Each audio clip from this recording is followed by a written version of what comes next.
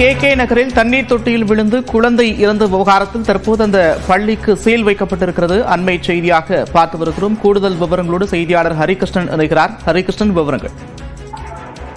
Nanda, Madurai K நகரில் செயல்பட்டு வந்த கிண்டர் கார்டன் பள்ளியில் ஒன்றில் இந்த பின்புறமாக அமைந்திருக்கக்கூடிய இந்த தண்ணீர் தொட்டியில் ஒரு பெண் குழந்தையை தவறி விழுந்து உயிரிழந்த விவகாரத்தில் இதுவரை 8 ஆசிரியர்கள் விசாரணைக்கு அழைத்து செல்லப்பட்டிருக்கிறார்கள். அதே போல இந்த பள்ளியின் உரிமையாளர் ஒருவர் கைது செய்யப்பட்டிருக்கிறார். இன்று காலை நடந்த இந்த சோக சம்பவத்தில் பெண் குழந்தை ஆருத்ரா என்ற பெண் குழந்தை உயிரிழந்திருக்கிறது. தொடர்ந்து மதுரை மாநகர காவல் துணை ஆணையர் அனிதா அவர்கள் சம்பவ இடத்தில் நேரில் வந்து ஆய்வு மேற்கொண்டார். அதனைத் தொடர்ந்து மாவட்ட முதன்மை கல்வி அலுவலர் ரேணுகா மற்றும் வருவாய் கோட்டாட்சியர் சாலினி 2 பேரும் கூட்டாக சேர்ந்து இந்த பள்ளிக்கு முழுவதுமாக ஆய்வு மேற்கொண்டார்கள். அதே போல காவல்துறையினரும் பள்ளியில் பொருத்தப்பட்டிருந்த சிசிடிவி காட்சிகளை ஆய்வு கொண்டு வந்தார்கள். இந்த நிலையில்தான் தற்பொழுது இந்த பள்ளிக்கு இந்த குழந்தை உயிரிழந்த விவகாரத்தில் இந்த கே நகரில் செயல்படும் அந்த பள்ளிக்கு சீல் வைத்து உத்தரவிட்டிருக்கிறார்கள். நந்தா, தொடர்ச்சியாக பள்ளியினுடைய உரிமையாளர் கைது செய்யப்பட்டிருக்கிறார். ஆசிரியர்கள் விசாரணைக்காக அழைத்து செல்லப்பட்டிருக்கிறார்கள். அடுத்தடுத்த கட்ட நகர்வுகள் என்னவாக இருக்கும்? ஹரிகிருஷ்ணன். நந்தா, முதற்கட்டமாக அந்த குழந்தை இந்த தண்ணீர் தொட்டி சரியாக மூடப்படாததன் காரணமாகவே அந்த குழந்தை தவறி விழுந்து உயிரிழந்ததாக காவல்துறை தரப்பிலிருந்து முதற்கட்ட தகவலும் அதே போல மாவட்ட முதன்மை கல்வி அலுவலரும் தெரிவித்திருந்தார்கள். அதனைத் தொடர்ந்துதான் அந்த பள்ளியில் பணியாற்றக்கூடிய ஆசிரியர்கள் 4 பேர் மற்றும் முதற்கட்டமாக 4 பேரையும் அடுத்த கட்டமாக 3 ஆசிரியர்கள் மற்றும் பள்ளியில் பணிபுரியக்கூடிய ஒரு பணியாளர் காவல்துறையினர் விசாரணைக்காக அழைத்து சென்றிருக்கிறார்கள்.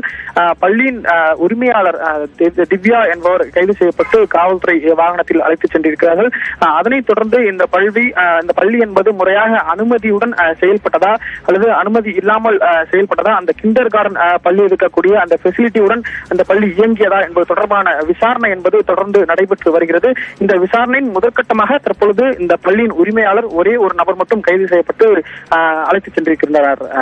நந்தா,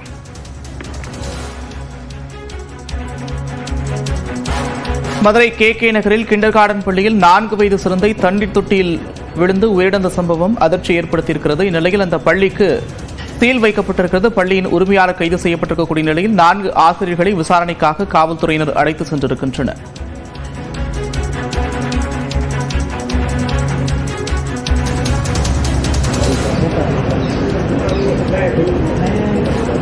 रोज कलर शर्ट कटना।